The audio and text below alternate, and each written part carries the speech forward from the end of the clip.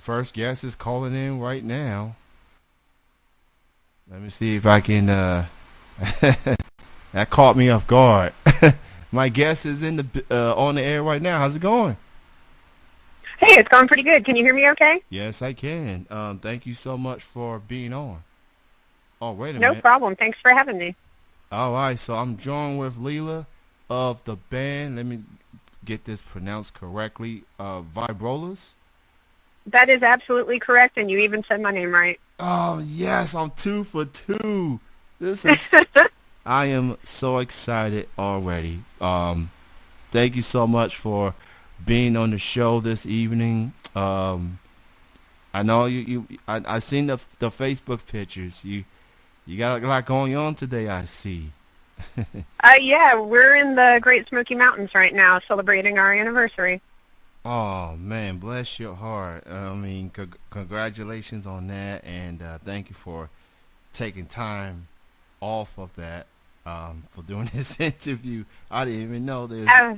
So Absolutely my pleasure. So let's just go ahead and get into the questions at hand. How did this incredible band got put together? How did it start off for you?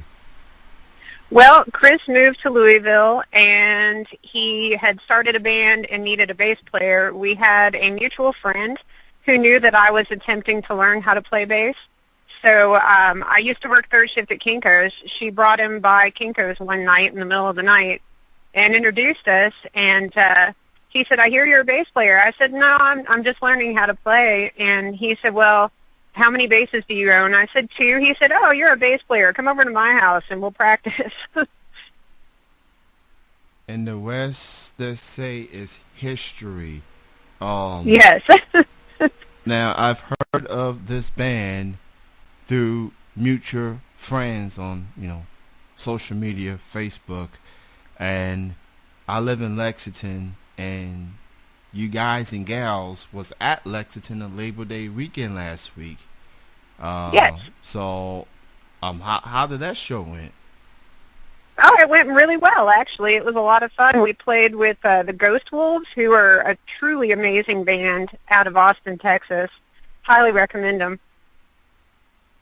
And it was at the Borough, which has become one of my favorite venues. If at this point, it is my favorite venue in Lexington, not just because of the live music, but the arcade, not that far off. And the sound there is amazing. They have, honestly, the best stage sound and the best sound for the audience, too, I think, out of any of the local bars. And they've been around for 2 years now, and it's been looking very good thus far, I have to say. So you as a musician, who do you consider your influences in music? It could be local, independently, mainstream. Who are your musical influences? Definitely Phil Lynott from Thin Lizzy. That guy was the complete package. He was an amazing bassist, a great vocalist. On stage, his presence was monstrous. Unfortunately, I never saw him live. I was a kid when he died, but the video footage I've seen is pretty fantastic. I'm also a big fan of Geezer Butler and, of course, Lemmy. Any hard rock bassist is probably going to say Lemmy. That is incredible. It's the beauty about music is that it connects with people. Whether you're young, whether you're old, and you was influenced by someone, and that's telling something, and it shows in your music, and it shows in your performances, and people love it, and just it doesn't get any better than live music. Just getting that connection between the fans and the performers, just feed off. I agree 100%. Feed off that energy. So it's. I can't say this enough. I give kudos to all the performers that's out there willing to perform, because it ain't for everybody. It takes a lot of courage just to get on that stage and perform. Yeah. I agree with that. It took me quite some time to get over stage fright and to understand that it's okay if I mess up, because everybody messes up, and it's more important to enjoy what I'm doing than to try to focus too much on playing everything perfectly. That is very true. And you know, it's the I guess once you get the jitters out the way a little bit, things start to get more comfortable. Yes. As times progresses and everything. So with the shows that you guys have done and performing and everything, y'all performed in a variety of cities in Kentucky, and so what's next for the band for the remainder of 2018? We've got several shows lined up. Most of them are actually out of state. We're playing Punk Rock Night at the Melody Inn next Saturday in Indianapolis. And the following weekend, Friday the 21st, we're playing at the Burgundy Room in Waukegan, Illinois. And Saturday the 22nd, we're playing Sabbatic in Milwaukee, Wisconsin. And then we're back in Kentucky in October playing the Mag Bar on Saturday, October 13th.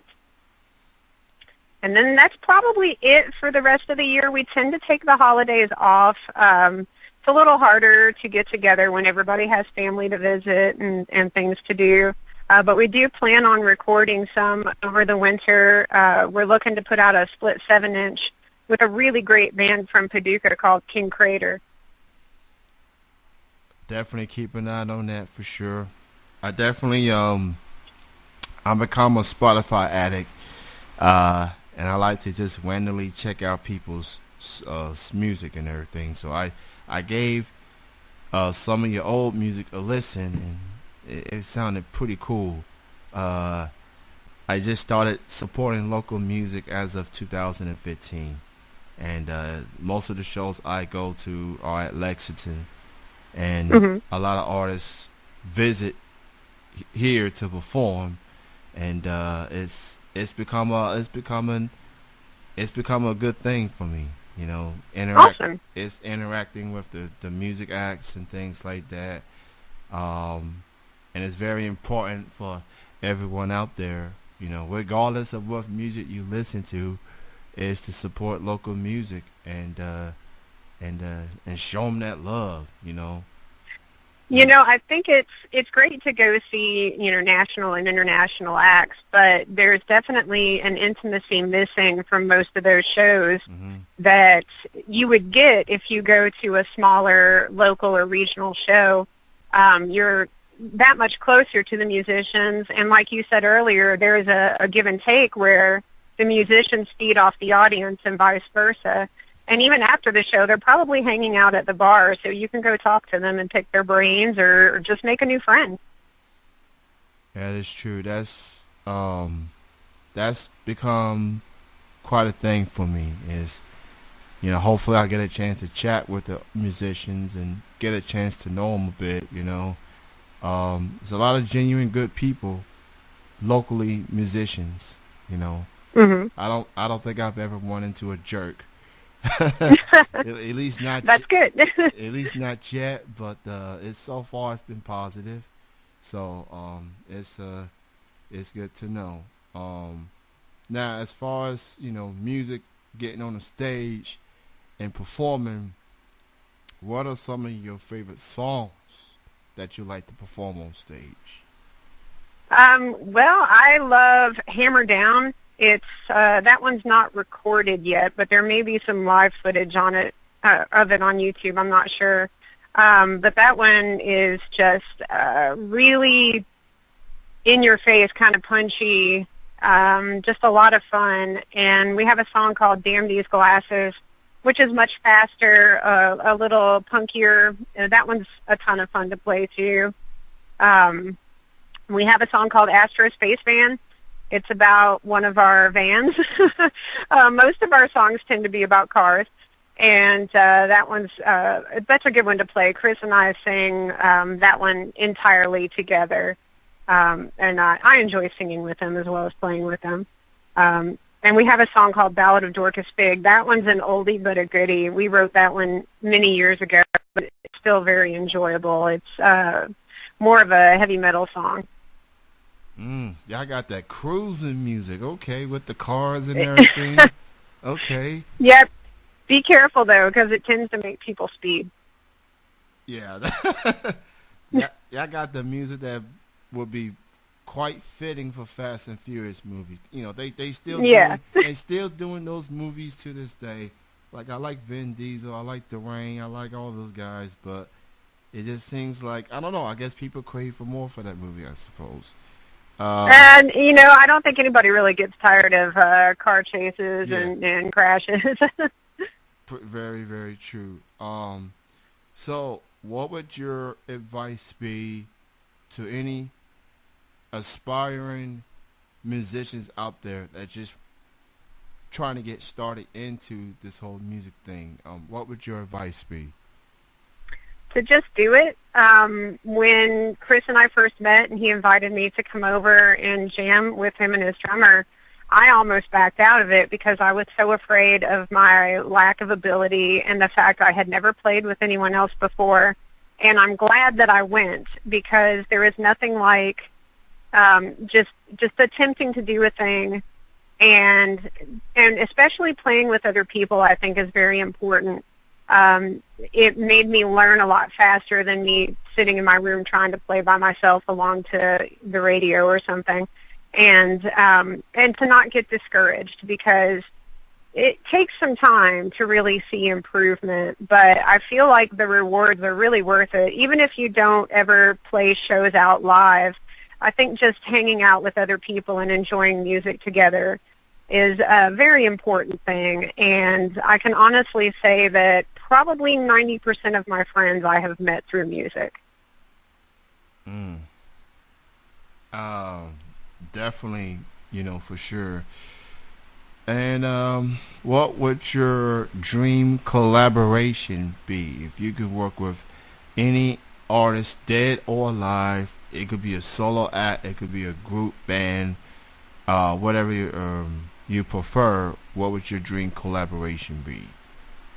I thought really hard on that question, and my honest answer is I'm already doing it. It's the guys I play with. Chris and Andy are amazing musicians. They're wonderful people. They're my best friends on the planet, and I can't really imagine doing this with anybody else and having nearly as much fun as I'm having. I really do think that I am living the music I want to live. That's good. That's good to know. So for people that wants to learn more of the band and want to check out the music, I want you to go ahead and promote the social media feeds, and where can people hear the songs? We're on pretty much any digital music source you can imagine, so Spotify and iTunes and all that stuff. For social media, on Instagram, @Vibrolas. If you want to follow me personally, I am at AMC Hornet Girl. We have Facebook with, if you just type in Vibrolas, that's us. And on the regular old website, it's thebestdamnbandinkentucky.com, because someone stole Vibrolas.com away from us. Oh. So that was our little tongue-in-cheek way of saying, oh, yeah, well, fine, you can have that one. We've got this one. Oh, man. I actually tried to go to that link a little bit earlier. I guess it wasn't loading or whatever, but that no, maybe we need to look up on it and make sure something hasn't broken. Yeah, that is quite a URL right there. Oh, man. So it was nice chatting with you. Thank you for your time. Congrats on everything, musically and personally, and continued success.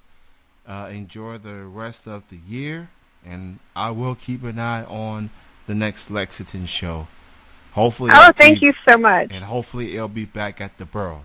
That's just my preference. Oh, yeah. So, you have a good night. Have a good weekend. Thanks. You too, Kenny. All right. Bye-bye.